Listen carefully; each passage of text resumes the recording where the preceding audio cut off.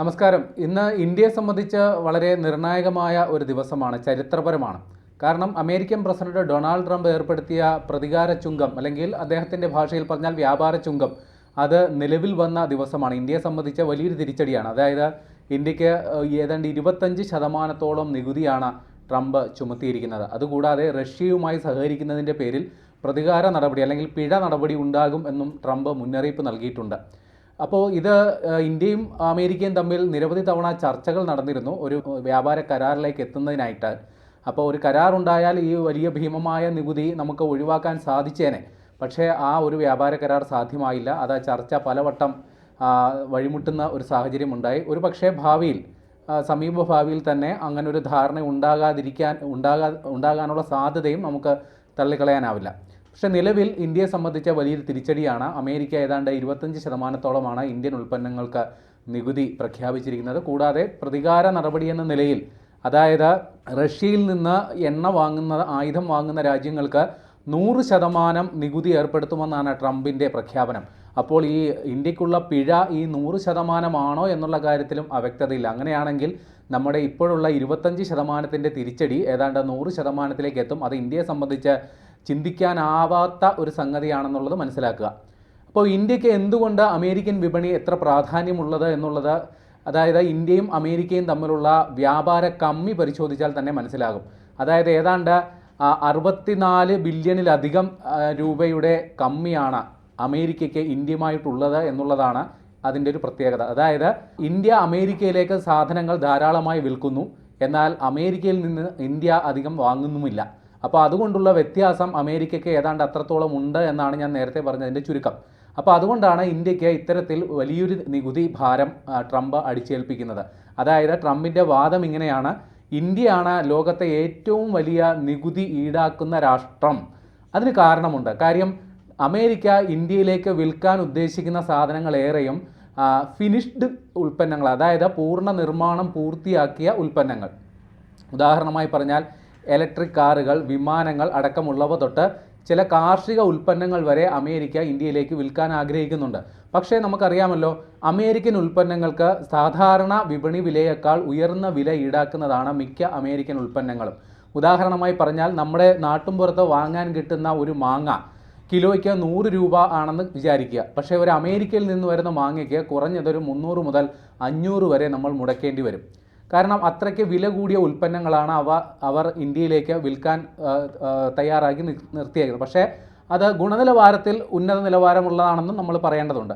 പക്ഷേ അത്തരത്തിൽ ഉൽപ്പന്നങ്ങൾ ഇന്ത്യയിലേക്ക് വന്നാൽ, കാർഷിക ഉൽപ്പന്നങ്ങൾ, പ്രത്യേകിച്ച് ആപ്പിൾ, ചോളം മുതലായ ഉൽപ്പന്നങ്ങളും സസ്യ എണ്ണകളും അടക്കമുള്ളവ അമേരിക്ക ഇന്ത്യയിലേക്ക് തരാൻ ആഗ്രഹിക്കുന്നുണ്ട്.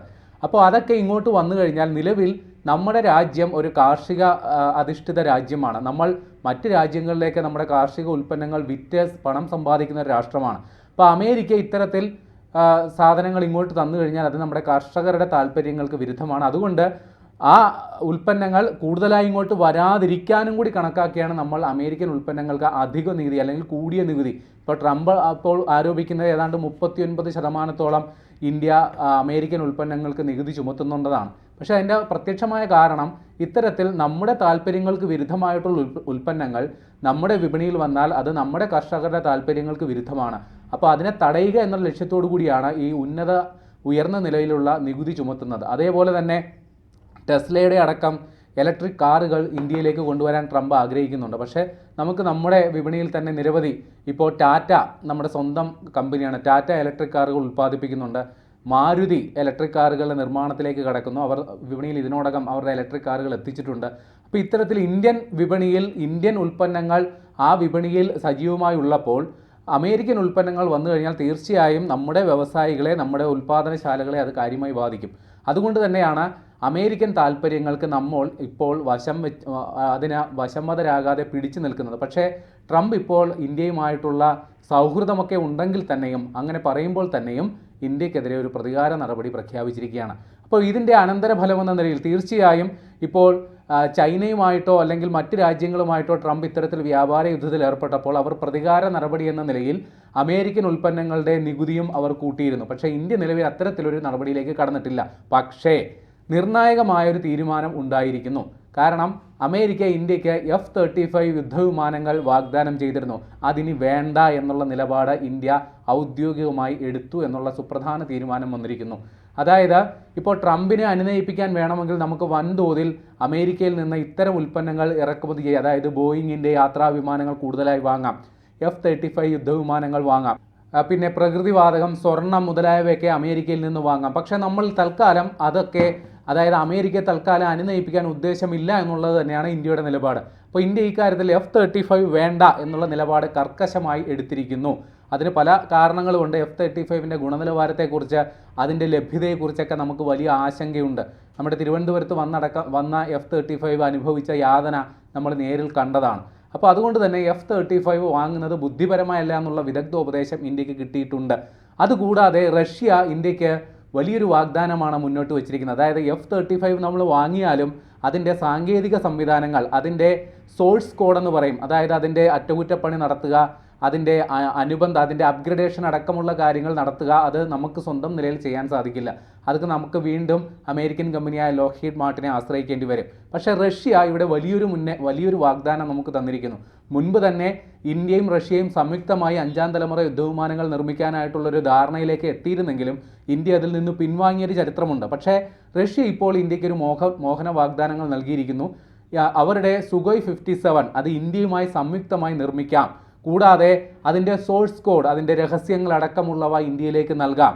അതുമാത്രമല്ല, ഈ സുഖോയ് 57 വന്നു കഴിഞ്ഞാൽ ഇന്ത്യയുടെ തദ്ദേശീയമായി നിർമ്മിച്ചെടുത്തിട്ടുള്ള ആയുധങ്ങൾ, ഉദാഹരണമായി പറഞ്ഞാൽ വിരൂപാക്ഷ റഡാർ ഈ സുഖോയ് 57മായി സംയോജിപ്പിച്ച് ഉപയോഗിക്കാം. കൂടാതെ അസ്ത്ര, രുദ്ര മിസൈലുകൾ തുടങ്ങിയവ നമുക്ക് സുഖോയ് 57ൽ ഉപയോഗിക്കാം. അതുകൊണ്ട് ഇത്തരം അനുകൂല ഘടകങ്ങൾ ഉള്ളതുകൊണ്ട് തന്നെ, അതുകൂടാതെ റഷ്യ ഡിസ്കൗണ്ട് റേറ്റിൽ വില കുറച്ച് ഈ സുഖോയ് 57 നമുക്ക് നൽകാമെന്നുള്ള വാഗ്ദാനവും നൽകിയിട്ടുണ്ട്. അതായത് നമ്മുടെ ഈ F-35 വാങ്ങുന്നതിനേക്കാൾ വില കുറവിൽ കിട്ടുന്നു എന്നുള്ളതാണ്. അതുമാത്രമല്ല, ഇത് ഇന്ത്യയിൽ നിർമ്മിച്ചാൽ വീണ്ടും അതിൻ്റെ വില കുറയാനുള്ള സാധ്യതയുണ്ട്. അതുകൂടാതെ ഈ F-35യും സുഖോയ് 57മായി താരതമ്യം ചെയ്യുമ്പോൾ വിദഗ്ധർ നിർദ്ദേശിക്കുന്നത് തീർച്ചയായും സുഖോയ് വിമാനങ്ങളാണ്. കാരണം ഈ F-35 ഈ മോടി മാത്രമേ ഉള്ളൂ, അതിൻ്റെ പ്രൗഢി മാത്രമേ ഉള്ളൂ, അതിൻ്റെ കാര്യക്ഷമത സംശയത്തിലാണ്.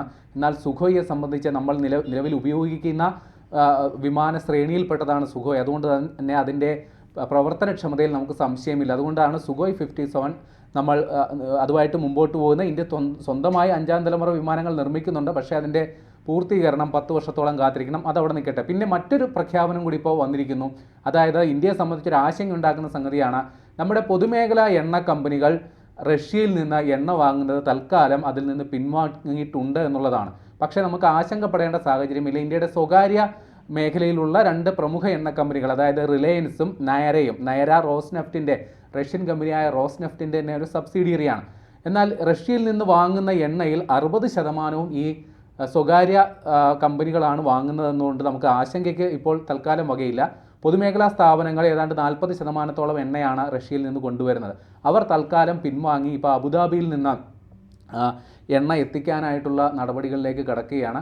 പക്ഷേ നമ്മൾ മനസ്സിലാക്കുക, നമ്മൾ റഷ്യയിൽ നിന്ന് ഏതാണ്ട് 2022 എണ്ണ ഇറക്കുമതി ചെയ്യാൻ തുടങ്ങിയത്. അതിനു മുമ്പ് 0.2% മാത്രമായിരുന്നു റഷ്യയിൽ നിന്ന് എണ്ണ കൊണ്ടുവന്നിരുന്നതെങ്കിൽ ഇപ്പോൾ ഏതാണ്ട് 40% എണ്ണ റഷ്യയിൽ നിന്നാണ് കൊണ്ടുവരുന്നത്. അതായത് നമ്മൾ ഗൾഫ് രാജ്യങ്ങളെക്കാൾ റഷ്യയിൽ നിന്ന് എണ്ണ വാങ്ങുന്നു. അതായത് നിലവിൽ റഷ്യ നമുക്ക് $60 ഒരു ബാരലിന് ഏകദേശം $60 എണ്ണ നൽകുന്നത്.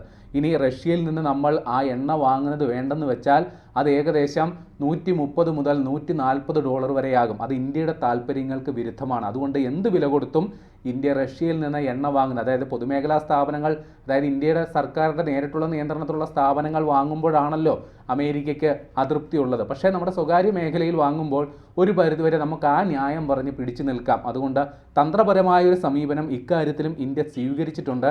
അപ്പോൾ ട്രംപിൻ്റെ ഭീഷണി തൽക്കാലം വിലപ്പോകില്ല, അതിനെ കൃത്യമായി പ്രതിരോധിക്കുമെന്നുള്ള സന്ദേശമാണ് ഇന്ത്യ ഈ സുപ്രധാനമായ ഈ ദിനത്തിലും നൽകുന്നത്.